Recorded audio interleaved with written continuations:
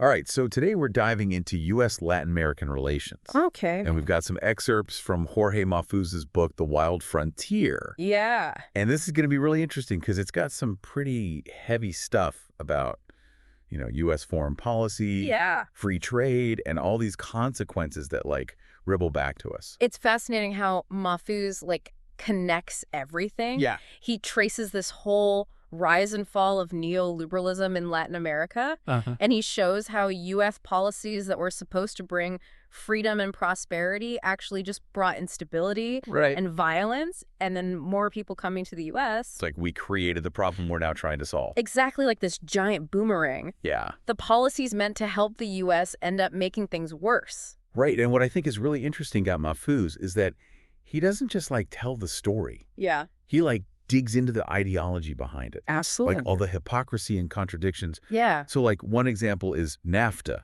Right. The North American Free Trade Agreement. Yeah. It's supposed to be this amazing deal. Right. Mexico was going to be a first world country. Exactly. All this hype about NAFTA bringing prosperity to Mexico. And less immigration. Right. Supposedly.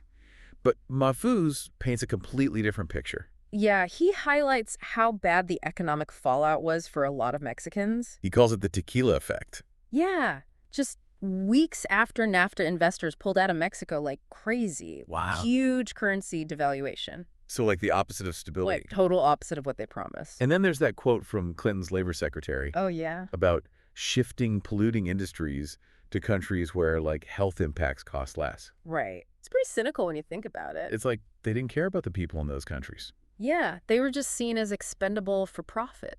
Which gets to Mahfouz's point about free trade being a lie.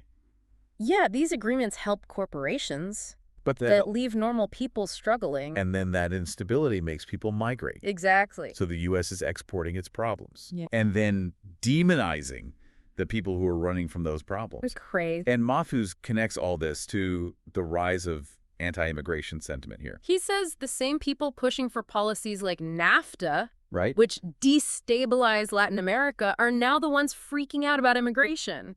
It's like they don't see the connection. It's a total paradox. Yeah, and then he brings up the Contras in Nicaragua. Oh, wow. The U.S. trained these rebels in the 80s. Yeah.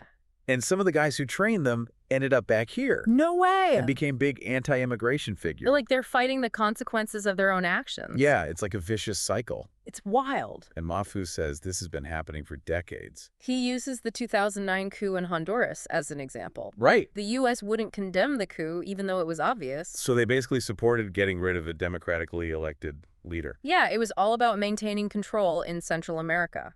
It's still our backyard. Exactly. So it's about U.S. power. At any cost. Even over democracy. And Mahfouz says this is all tied up with corporations, too. He talks about Chiquita Bananas funding paramilitary groups in Colombia. Like a modern-day United Fruit Company. Yeah, using their power for their own interests. And screwing over everyone else. Exactly. And the crazy part is, Chiquita admitted to funding those groups. I know, it's insane. So they basically admitted to being involved in violence and terror. It's a reminder that profits come at a human cost. Especially in places where corporations can get away with anything. Sadly. And then the U.S. prosecutes Chiquita. Right. But supports people like Alvaro Uribe in Colombia. Who was accused of being connected to those same groups. It's double standards. Corporations get punished. But U.S.-backed leaders get a free pass. Even when they're accused of human rights abuses. It's messed up. So it's all about power and control. Yeah, maintaining that U.S. influence in Latin America. No matter the cost. It's a bleak picture.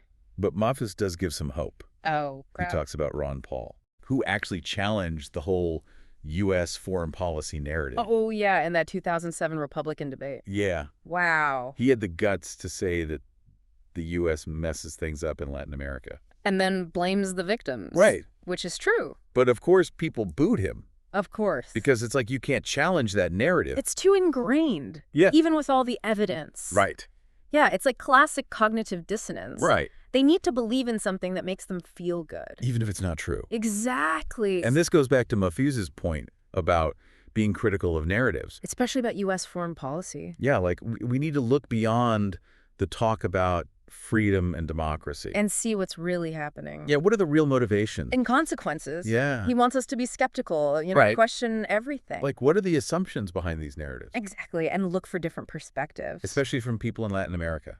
Yeah, their voices are often ignored. So how do we actually do that? How do we get better information? And be more critical? Well, Majfud says we have to start with our own biases. We all have them. From our upbringing, our education, the media. Yeah. Once we see our biases, we can start to see things more clearly. Okay, so that's step one. Then we need to find different sources of information. Not just the mainstream media. Right, they often just repeat what the government says. So who should we be listening to? Independent journalists, academics, activists. People who are offering different perspectives. Exactly. And Majfud says the most important thing is to listen to the people in Latin America. Read their stories. Understand their experience. Try to see the world through their eyes. Yeah. It's about recognizing their agency, their history of resisting U.S. influence. Exactly. We need to move beyond these simple narratives. Of victims and saviors. And see the complexity of what's going on in Latin America. Right. The U.S. doesn't have all the answers. And our interventions often have terrible consequences. Even if we have good intentions. He's not saying we should isolate ourselves. But we need a more humble approach. One that's based on respect and collaboration. And a real commitment to helping people. It's a tough challenge. But it's necessary if we want to break this cycle of intervention and violence. It's been going on for too long. And Majfud also talks about race and ethnicity. How that's shaped U.S. views of Latin America. Yeah, this is where he gets into those sterilization programs. Targeting poor women. Especially in Puerto Rico. These programs were often funded by the U.S. And they were based on racist ideas. Viewing certain populations as undesirable. A third of Puerto Rican women were sterilized between 1930 and 1970. It's horrifying. A really dark part of U.S. history. Using science to justify controlling and exploiting people. And Majfud connects this to the fear of the browning of America. This anxiety about white people being replaced. It's never said out loud. But it's had a huge impact on U.S. policy. Both here and abroad. It's about maintaining a racial hierarchy. Keeping certain people on top. And others marginalized. And these anxieties about race and immigration are still with us today. Fueling anti-immigrant sentiment. And the militarization of the border. Majfud says the people we demonize today are often the victims of U.S. policies in Latin America. It's tragic. The U.S. creates the problems. And then punishes the people running from them. So it all comes back to Mahfouz's main point.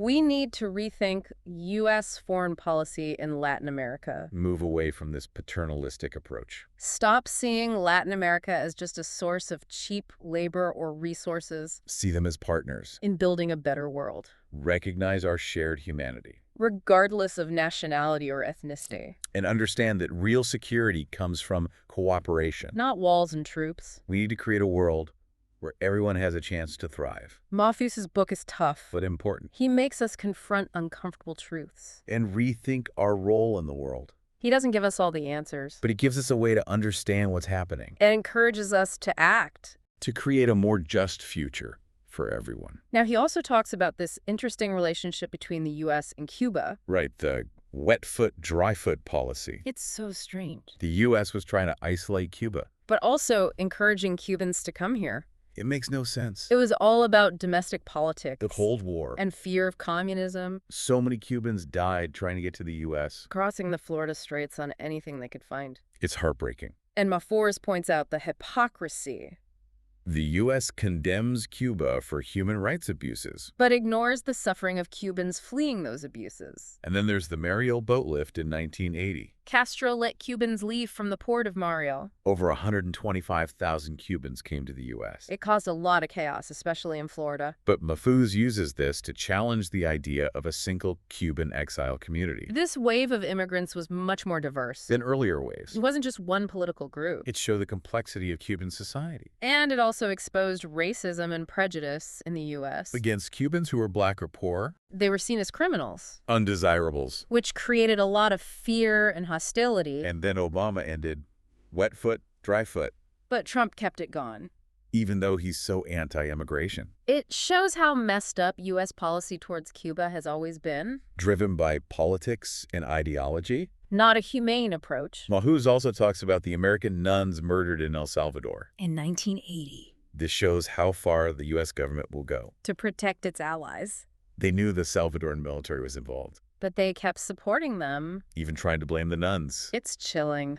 The U.S. put its own interests above innocent lives. We made moral compromises To fight communism. and promote our own version of democracy. It's a dark part of our We history need to be honest about it. if we want to stop the violence. And he talks about John Steer and Pat Robertson, Religious figures. who actually justified violence. In the name of God. Steer told soldiers in El Salvador, That killing is an obligation for any Christian. when fighting communism, It's unbelievable. their words were so dangerous, Blurring religion and politics. creating extremism and intolerance. And then Robertson called for Hugo Chavez's assassination. In Venezuela, It's terrifying how religion can be twisted. to justify violence. So we need to be critical of everyone claiming moral authority, Whether it's religious leaders or politicians, or even ourselves, we have to question our own beliefs. and challenge those who use religion for violence, It's about recognizing the dangers of absolutism and the importance of empathy and dialogue. and peaceful solutions. Now Mahfouz takes us to Venezuela.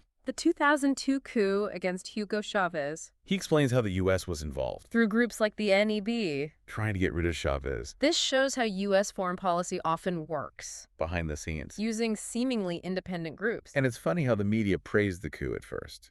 The New York Times called the new leader a respected businessman It shows how easily the media can be manipulated. to support regime change. But luckily, the coup failed. Mahfouz tells this exciting story About a young soldier who exposed the coup. and helped Chavez get back in power.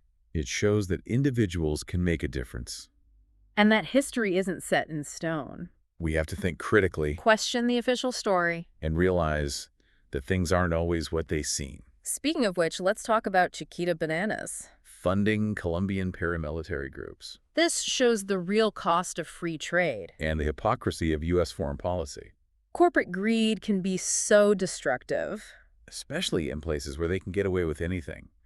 And Mahfouz links this to the United Fruit Company. A long history of exploitation in Latin America. It's been going on for over a century. U.S. corporations using their power, To get what they want. even if it hurts people. And the hypocrisy is unbelievable. The U.S. prosecutes Chiquita, But supports Alvaro Uribe in Colombia. who is also linked to paramilitaries, It's all about power and control, maintaining U.S. dominance. no matter the cost. Mahfouz's book really exposes this. He wants us to see things from the perspective of the victims. Before we finish this part, Let's go back to Ron Paul okay, in that 2007 debate he was so honest. about U.S. involvement in Latin America, He said we create instability. and then blame the victims. And of course, he was booed. It shows how hard it is to change people's minds. Even when they're wrong. And it feels like we need to challenge those narratives now more than ever. Mahfouz says understanding this history isn't just about the past. Yeah, it's about understanding the forces that are still shaping things today. Right. Like he connects those economic policies from the 80s and 90s. Like NAFTA. Exactly, to the debates we're having now about globalization and trade deals. Right. Are we really creating a level playing field or just helping the rich get richer? It's like we're still dealing with the consequences of those choices. And not just economic consequences. Right. Mahfouz says those policies change the social and political landscape too. Like how? The rise of anti-immigration sentiment, the militarized borders, the demonization of whole groups of people. It's all connected to how the U.S. has dealt with Latin America. It's pretty sobering. Yeah, it's easy to just focus on the headlines. But Mahfouz makes us look at the bigger picture. Connect the dots. He wants us to understand history in a deeper way. It's not just about dates and events. It's about the ideologies, the power dynamics, the human stories. So what are you taking away from all this? I'm curious to hear your thoughts. Well, for me, Mahfouz's book is a wake-up call. Yeah. We need to be way more critical of what we hear. Especially about U.S. foreign policy. You can't just accept the official story. We need to question everything. Look for different perspectives. And recognize that people in Latin America have been fighting for their own future. Despite all the challenges. It's not about good guys and bad guys. Or victims and saviors. It's about understanding that even good intentions can have bad consequences. And realizing that we all have a part to play in making a better world. We can start by educating ourselves. Yeah. Challenging stereotypes. Supporting groups working for human rights. Mahfouz's book is a challenge to all of us. He's saying the past isn't over. It's still affecting us today. But he also gives us hope. If we understand the forces that shaped the world, we can start to imagine a different future. One where the U.S. and Latin America can work together. Based on respect and cooperation. A commitment to the well-being of everyone. This deep dive has really made me think. Me too. It's not just about understanding history. It's about taking responsibility for the future.